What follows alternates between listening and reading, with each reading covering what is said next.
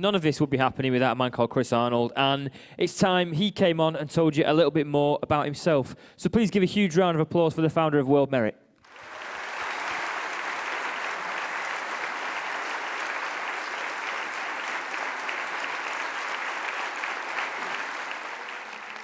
Hiya.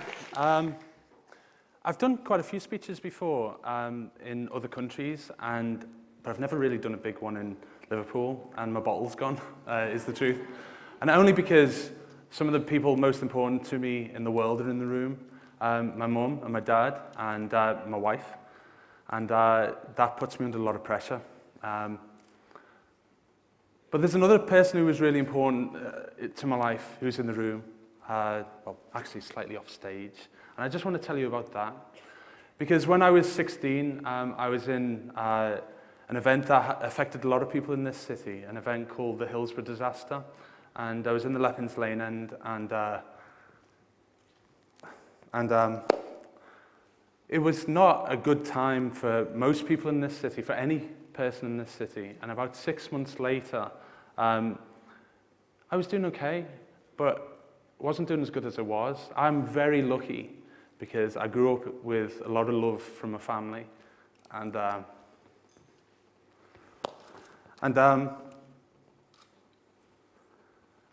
so I always felt very privileged and able and could do anything I wanted to do. But it wasn't a good time for me, and about 6 months later, I went into school late one day, and I wasn't on time, and I'd gone, for me, off the rails. And there was a teacher who saw that, and she grabbed me, and her name was Mary Wilson. And Mary's backstage, and I'm going to introduce her in a moment. And over the course of 2 hours, she gave me a purpose and a way of thinking about things that I actually kept with me for a long time. And I didn't really talk about it too much until the last 4 or 5 years where I've been doing speeches. And I'm telling you this story because it led entirely to World Merit now. And it led to that because she told me a few things concisely back in 1989. She told me that I had the responsibility to live as well as I could for a number of reasons. Work hard for the people of my community. People in Halewood. Halewood's not the most affluent community, even in Merseyside, which isn't the most affluent part of the UK. So I had to work hard for them. But secondly, I had to work hard for the people who'd lost their lives at Hillsborough, because I was lucky and I didn't. And she told me that, and that was a bit of truth that I needed to hear. And then she told me, and this is probably the most important message for everybody, I think.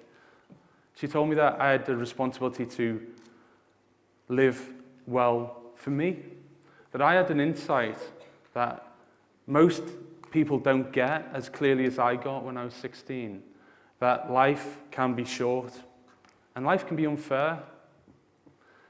So it didn't necessarily come together overnight, but the thought of working hard every day to make things happen was instilled in me by a teacher. We've all got people in our lives who try and intervene and try and support us. And we've all got people who will, if you give them a chance, give you the benefits of their experience. And Will Merit, after some other things that I've been involved with, Camp Leaders was a company I set up with Dave Robinson, who's also in this room, and Smaller Earth. Will Merit for me is the pinnacle of everything I've worked for 25 years. That is a chance to bring young people together in a supportive community, and a community that goes way beyond any stereotypes, goes beyond beliefs and borders. And my partners and colleagues in World Merit are all invested in the next generation because we believe that there's a great chance that the next generation are really going to do things that no previous generation have done. because they can collaborate instantly through the internet. And they do have networks that extend way beyond those borders and beliefs that kept us kind of closed in years gone by. I'd like to introduce briefly to the stage Mary Wilson.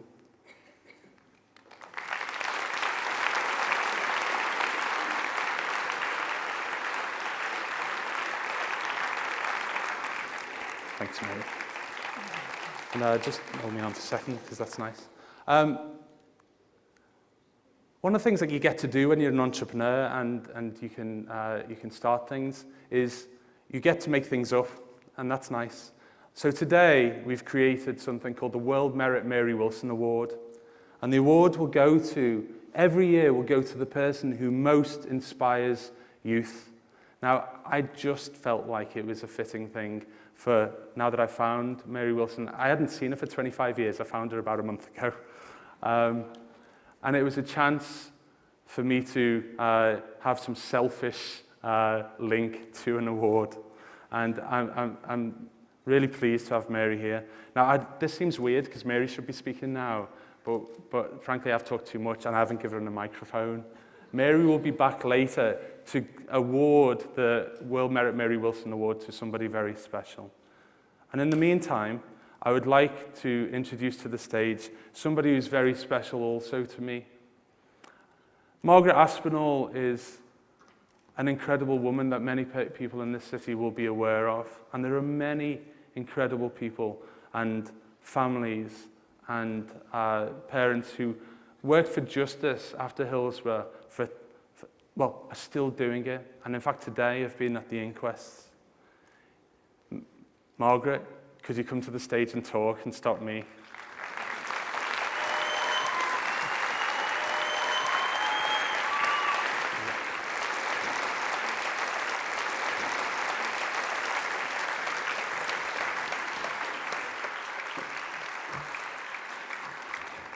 Thank you, Chris. That's a lovely introduction. And Mary is an inspiration. So it's lovely to meet you as well, Mary. But most importantly, it's lovely to meet all of you. As you know, we've had a long, long fight, 25 and a half years now, to get where we are today. And we've still got an awful long way to go. It's not going to be easy. The journey's not easy. We've been in court each and every day since it began, late March. There's some things that you have to listen to, I'm afraid, to get to the truth and to hopefully get justice for them 96. But what we must not forget, it's not just about our 96. It's about their families who have lived in torture for all of these years, fighting for the truth. It's also about the fans who were there that day. They are the forgotten ones.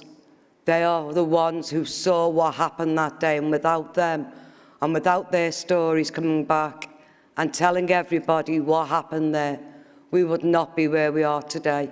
So we owe a great debt to our survivors and our fans of that day also. But also, I do believe it's bigger than that. It's about our city, the city that I love, that I'm proud of, and its people. Because it was only our city at that time, 25 years ago, who stood by the families. They were the only ones who believed in us.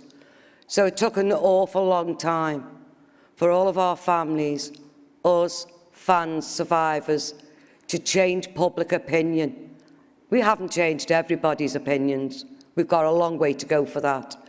But I always look at it this way and say, well, if we haven't changed them now, we'll never change their opinion, so why waste our breath on them? We've got to keep our strength, our courage on the fight for truth and justice. And I say to anybody who's listening now, I've got to be very careful what I do say to all of you, because otherwise it could be contempt of court, it could be prejudicial, and I think anything would be done to stop these inquests. So that's where I have to be careful and not say too much about it. But one thing I will say, we have got to get the justice this time, for the simple reason it's for the good of the 96, for the good of our city and our fans and survivors, but indeed for the good of this nation, because so much happened and so much cover-ups went on in them days that if we hadn't have achieved what we've achieved, it'd still be going on to this day. So I say to anybody now, anybody who might be interested, if you need to fight for any injustice, look at Merseyside. Look at the people, what they've achieved, not just the families, but Merseyside itself. They have achieved where we're up to today, and I am so proud of this city and proud of its people.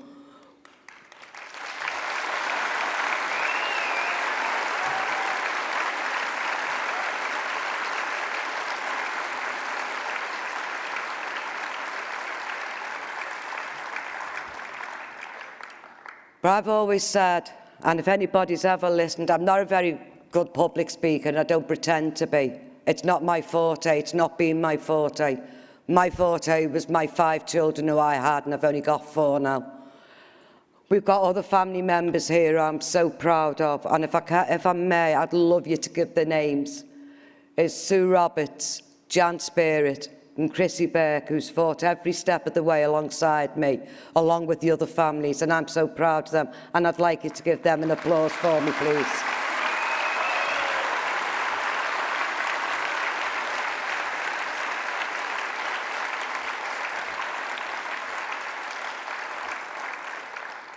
Yes, it's me that stands before you, it's me that does the speaking, but them families put the trust in me to do the best I can, and I hope I do that. But this is not about Margaret Aspinall or James, my son. This is about the other 95 who died alongside my son, and I know they are all united up there above, together, helping us on to fight for this cause. And I would say to all of you now, this to me is a great stage for World Merit Day. I think it's fantastic, and I would love you all to support this for a long time to come. And for what Chris has achieved, who is at Hillsborough, as Chris said himself, it could have been him. And what names we were getting thrown at us, and the mud thrown at us. If that had been Chris, that mud would have been flung at him and his family also. And that's what we've all got to remember. It could have been anybody that day. But I'd like to take an opportunity to thank a lot of people as well who stood beside us. And it's the likes of Joe Anderson, our Mayor of this city. There was the Lord Mayor, the ex-Lord Mayor, Gary Miller.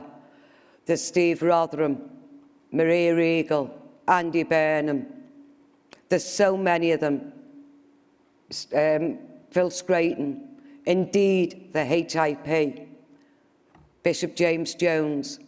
There's so many people who believed in the families when others didn't. But one thing I can only say to all of you, I promise you all this, we are here for the duration until, I don't know what justice is. People have many a time said to me, what is justice? What justice do you want, Margaret? What do the families want? I don't think there's any such thing as justice. I know the people, thank God, it's a big word, chant justice. Without them, we wouldn't be where we are. But justice, what's your perception of justice? Nothing can bring them innocent 96 back, them young lives. But I do believe in honesty, integrity, accountability, and I do believe in punishment for the people who've done wrong. That not mean an eye for an eye and a tooth for a tooth. It means people being punished. And that's all these families want, to be able to get on with their lives, bring an end to Hillsborough, do this job properly. Yes, it's going to take over another 12 months for us, but do it properly and be proud of this country that we came from, as it used to be in the past. Truth, justice, honesty, integrity. That's all we want, and let's hope that's what we get for our 96 and our city and our fans. Thank you so much.